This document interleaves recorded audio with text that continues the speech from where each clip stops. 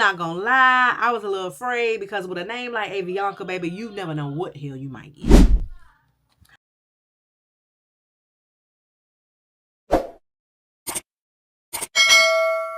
Hey boo, my name is Kira, and on this side of town, we talk about all things travel, budget traveling to be exact. So if that's something that you're interested in, why don't you consider subscribing? I promise you gonna get the tea and with me. In today's video, girl, I'm gonna give you all the tea on my experience with trying Avianca for the very first time. I took them from the US to Nicaragua, and let's just say there was some surprises, both good and bad. So if you're considering booking with Avianca, I'm gonna recommend you keep watching and all the way to the end, because I'm gonna share all the experience from check-in to land. First things first, check-in. Now I'm not gonna lie, it started with a hiccup, and I was hoping that was not going to set the tone for the entire experience. I did download the Avianca app, and I went on there and tried to check in once I received the email that told me that it was time. I tried to do so, and I ran into an issue.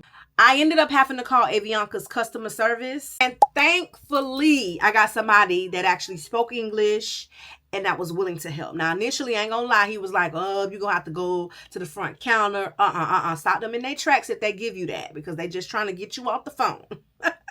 I told him, like, look, sir, I did everything. I got all my information here. Can you help me? Can you just add it in? That's all. I'm grateful that he was willing to help. Once I went through TSA and all of that jazz, I was called up by a rep. And the rep just needed to see my proof of a return ticket back to the States. He needed to see my passport. And then he printed off a paper boarding pass. After that, I promise everything was smooth sailing. One thing I noticed though, right away, they did not overly do their job. They did not check if your personal item bag, that's what I travel with, a personal item bag only. If you want to know how the hell I did that, I'll link the video up above to get into that. I do travel with my Vera Bradley weekender bag, and they did not. They had a little bit out there, but they was not pressuring people to put their bags in there. I'm not saying, though, you should push the limits and bring all these extra suitcases and these massive bags and talk about a personal for the free. No, ma'am. Don't say I told you that. I'm just saying that I was very grateful that they weren't being super strict, because I just hate that. I know that my bag will fit, but sometimes I do pack it to the max. I would hate to have to take stuff out and do all that in the middle of an airport. So I just love when they just want to board us and get us on by our business and out their way. From what I understood, because this is a budget airline, your personal bag is free. If you want to do a carry-on, you have to pay. If you want to do a check bag, you have to pay. Everything is paying. There's fees, and that's how they get you, basically. You're traveling for cheap, but they get you by the add-ons. Now, I actually ended up in the Avianca Plus section, child. And that covers, I believe, from row 1 to 14. And the plane actually looked at brand spanking new. Like the chairs, the seats, all of that. Everything just looked like it was new. I don't know if this, I don't have anything to compare it to, but it looked more of a newer aircraft. These seats had headrests, honey. I love the whole black and red trimming. Had a little more leg room and just more of a comfortable feel overall. The real win, honey. The real win. I got to sit in an emergency exit row seat for the free. Literally when I checked in, and maybe the man did it when I was speaking to him. I'm not really sure, because he did ask me to rate him. Okay, and I gave him a 5. Maybe he assigned me to the exit row. I don't know. But when I went back to look at the seating chart, I realized I was an exit row seat. And I was like, ooh, I didn't even have to pay. Because that's another thing I did not do when I booked. They charge you to select a seat. I just told them, go ahead. You sit me where you need to, and we'll figure it out when I get there. And plus, it was a shorter flight. I don't recommend for long flights, but this was about a 2-hour flight. I knew I'll be okay. Being that I was in a exit row seat, honey, I had all the leg room I could dream of, and I love that for me because I'm 5'10". Now, when it comes to entertainment, there's no built-in like TVs in the headrest, or the ones that, you know, be hanging every few rows can watch from there, or however they have it, child. That was not the case. Now, they did have, though, where you can watch movies and shows through their app or whatever. Girl, long story short, I never figured out how the hell to do it. And because I only flew to Nicaragua and not back, I didn't have the opportunity to take advantage of that. I just read my book. Another reason why I didn't make a big deal about it was because, girl, I forgot my damn headphones. If you know, your ears be just a popping and crackling and snap crackle popping like the damn cereal, Rice Krispie, them cereal. So I just said, you know what? Don't even worry about it. I'll read my book. Now back to snacks. You know, a lot of these airlines offer you a free little snack and a drink. This airlines have that, but honey, you gotta pay. Remember I told you the fees start feeing. They start adding up, honey. That's the goal when you're traveling on these budget airlines. There are none included, so don't go there hungry.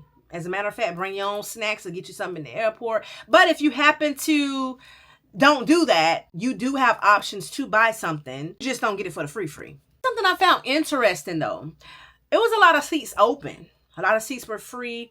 A lot of seats were not filled up. And one of the flight attendants got on an intercom and they said, hey, we have a lot of seats available for purchase.